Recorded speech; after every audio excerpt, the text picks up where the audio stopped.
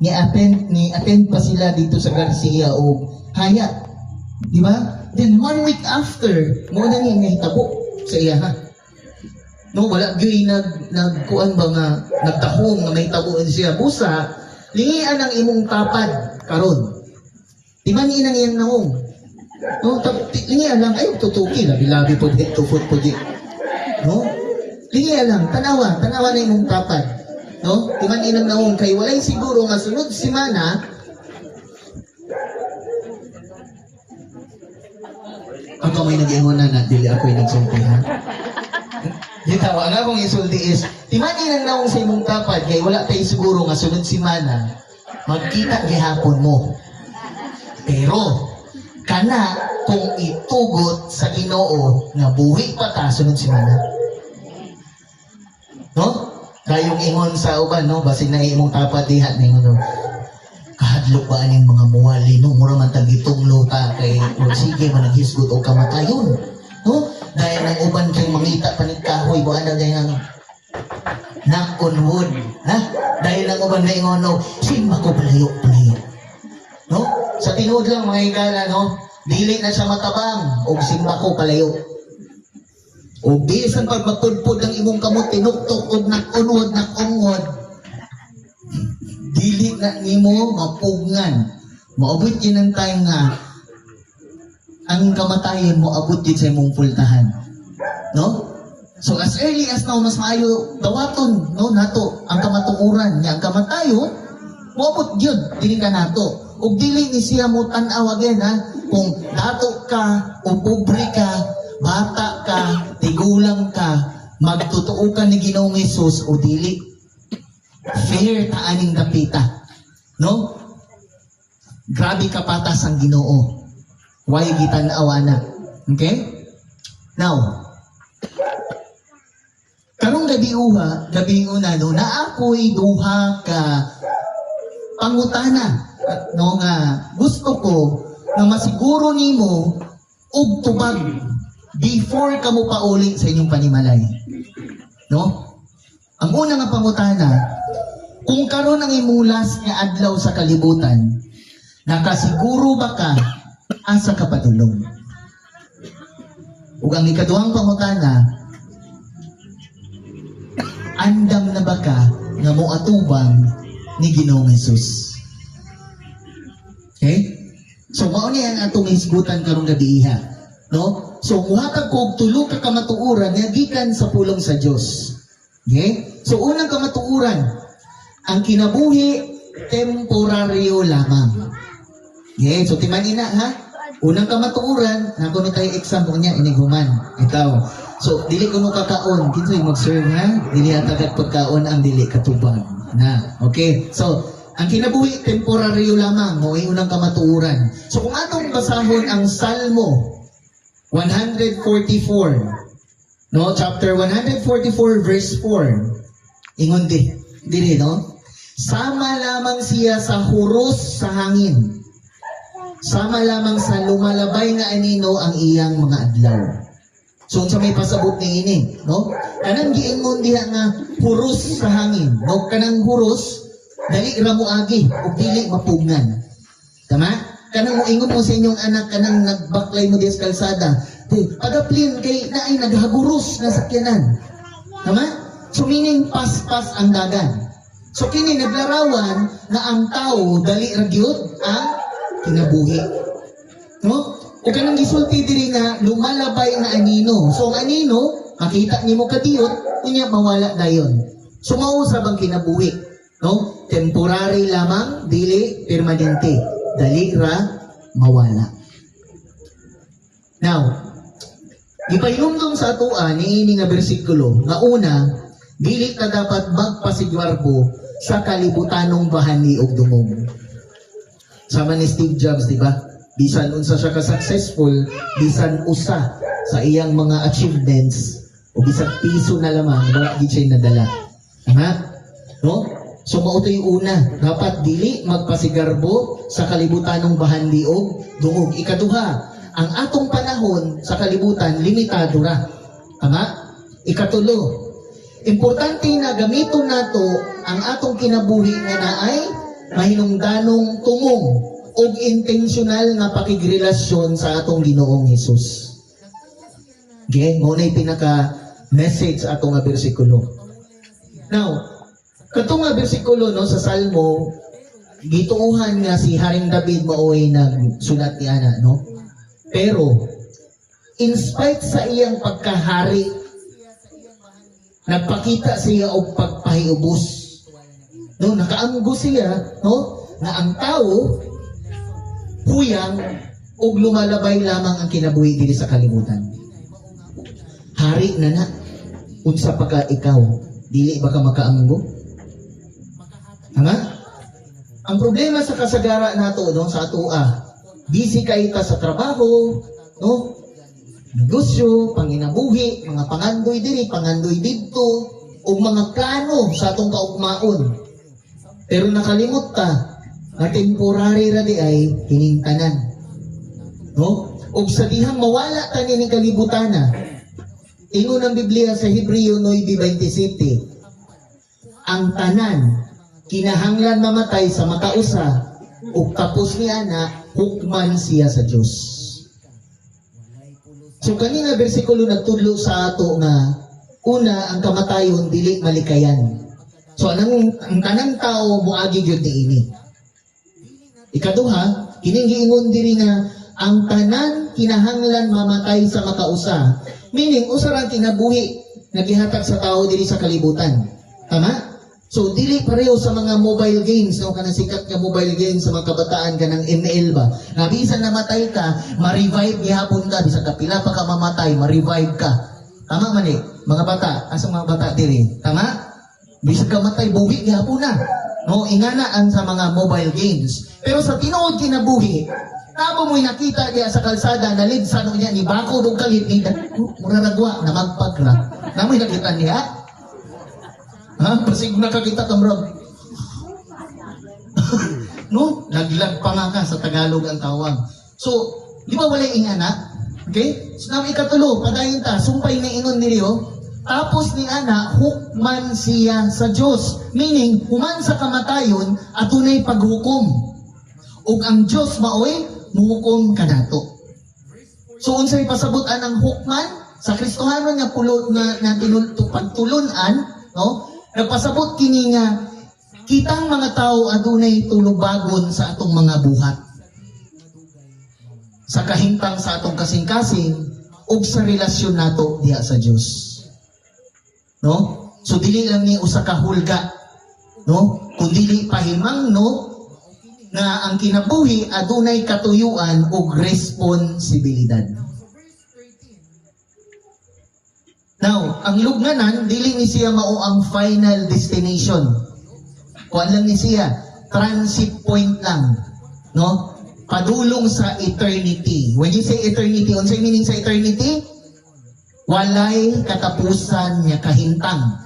No? So, ang lugnanan, no? Ingani siya. Sama lang na siya sa usa ka pultahan. Dili sama sa balay nga diha na kamupuyo. Tama?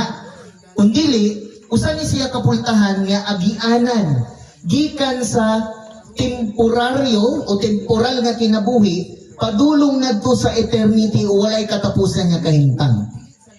Apan inigaabli nimo ani nga pultahan adunay duha pa kalain-lain nga pultahan. Ang usa ka pultahan padulong sa mahayag nga dalan paingon sa langit, ang usa ka pultahan padulong sa mangitngit nga dalan paingon sa impierno. There's no in between. No, sama sa akong gituwan sa una. Mao nang gitawag nga eternal life o eternal death. Kamatayon. Kinabuhing dayon o kamatayon niya dayon niya walang hanggan, walay katapusan. Now kung magtana ko ninyo, no? Asa man na pultahan ang gusto nimo ablihan? Asa man? Pultahan sa CR kalibangon ako. Excuse me. Bitaw, no, asa ka pultahan? Wala man mong gigutom sila. Unsa ka pinawala nila? Unsa ka snacks unya. Bitaw. Unsa man, syempre eternal life ang atong gusto nga ablihan, tama? Pero ang pangutana, Naaba nimo ang Yahweh para maablihan nimo kini nga pultahan. Kung ang imong tubag higala sa kanang pangutana, wala nimo ang Yahweh. Awhagon ta ka sa pagpaminaw maayo. Kaya ang pag-andam sa eternity, mao'y labing importante. No? Ayaw ka nandog sa uban niya, nangandam lang para sa ilang retirement. No? Hulog kong is, grabe. Bundakan ako ka ng maximum. For the last 5 years nga na, before ko mo tungtong o ingani, kay para sure akong retirement, takot-takot kong madawat. Tino, dili. Ang uban, mangandam lang sa ilahang funeral insurance. Okay na ko kay ako'y St. Peter ba niyan? Ay, sorry, masin pahawaon ko nung murag lahi ni sa lunggan na dili siya St. Peter. Bitaw, no? So, nag-andam ang uban sa retirement, nag-andam ang uban sa ilang funeral insurance, pero nakalimot sila sa usa ka pinaka-importante nga angay andamon. Wala sila mangandam sa pag-atubang sa Diyos. No? Nakinumdum ko sa storya sa usa sa akong mga kaila. Ambot og kamo nakadungog daw sa diini nga storya sa inyong amigo, no. Ingon sila. Mag-enjoy lang sa ko karon sa akong kinabuhi samtang bata pa. No, happy go lucky sa ko. Later nako muduol sa Ginoo kanang mag-edad na kong senior. Pero ang dakong pangutana is muabot pa ba ka anang idara? What if that later will never come? Tungod kay karong gabi na aksidente ug namatay ka. Dayon ingon na pud ang uban, no. By road ayaw pagsultian na. Noon murag magkandagtungyo na pud, no. Kay daghan tao magisgot yan ikag kamatayon. Grabe gid nilang pangsimba ko diha, no? Okay. Atong basahon kadili ang usa ka storya sa Biblia nga si Ginoong Hesus maoy naghisgot mismo niini. No? Bahin kini sa sambingay mahitungod sa dato na buang-buang. Mabasa nato kini diha sa Lucas 12 verse 16 to 21. Okay, mo ni gisulti. Verse 16. Unya nisibilon si Jesus kanila ni ining sambingaya. Dihay ko sa katato nga may yuta nga maayog abot. Verse 17. Namalandong siya. Wala na ko'y kabutangan sa tanan kong abot. Unsa may angay kong buhaton. Verse 18. Ingon tong dato, no? Kini mao ang akong buhaton. Ingon siya sa iyang kaugalingon. Gupod ko ang akong kamalig ug magtukod ako ug mas dako. Diin akong tigumon, unya ang abot, ug ang upan kong mga kabtangan. Verse 19. Unya, niingon ako sa akong kaugalingon, ingon tong dato siyang kaugalingon. Pagkabulahan nimo, no? Tik-tik-tik-tik sa siyang kaugalingon. Pagkabulahan nimo. That's siya. Okay? Anaa na kanimo ang tanan nga mga butang, nga imong gikinahanglan, alang sa daghang katuigan. Pagpahayahay na lang, kaon, inom o paglipay. Verse 20, Apan, mas ako, aron matigong tanan niyang bahandi o pagkaon. Nagtuo siya nga, secure na ang iyang kaugmaon o makapahulay na siya sa kinabuhi. Pero giingnan siya sa Diyos nga, unsa man, sige sulti, buang-buang. Tungod kay nagsalig siya sa iyang bahandi apan wala mag-andam sa iyang espiritual na kinabuhi.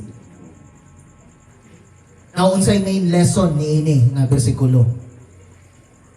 Ang mensahe sa sambingay mao nga una, dili garantiya nga ang pagkadato, no, makahatag kanimo og taas nga kinabuhi.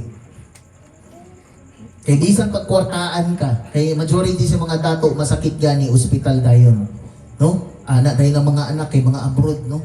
Wa ko'y nailhan ninyo diri ha, wa ko kailan ninyo sa kinabuhi ninyo. Sample lang ning ako Sample, no? Nasakit ang inahan, pak mga dato man abroad tanan. Mangita sila the best nga ospital. Ihatag ang the best nga mga tambal. Kuhaa ang the best nga mga doktor. Pero bisan pa ni ana, kung dili itugot sa Ginoo nga mabuhi ka, walay pulos ang imong kwarta. No? Mauna yung una, dili garantiya ang pagkadato alang sa taas nga kinabuhi. Ikaduha, dili nato madala ang bahandi sa atong kamatayon. Ug ikatulo, mas importante ang pagkadato ngadto sa Dios kaysa kadato sa material nga butang. No? Again, sa last verse, unsa gingon ni Ginoong Hesus? Mao kana ang nahitabo sa tawo nga nagatigom og bahandi alang sa iyang kaugalingon apan dili dato ngadto sa Dios. No? Now, di pa yung usa ka bersikulo nga gusto na ako i-share ninyo. Mabasa na to kini sa ang pulong sa Dios nga version sa Bible, no?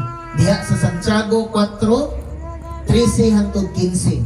Kung sa giingon diha. Verse 13. Pamati kamo kanako, no? Pamati kamo kanako. Kamo nga nag-ingon, karon o ugma moadto kami sa usa ka syudad ug dito kami mopuyo sa usa ka tuig. Magdigusyo kami ug magtigom og daghang kwarta. Verse 14. Ang tinuod, wala gani kamo masayod kung unsa ang mahitabo kaninyong ugma.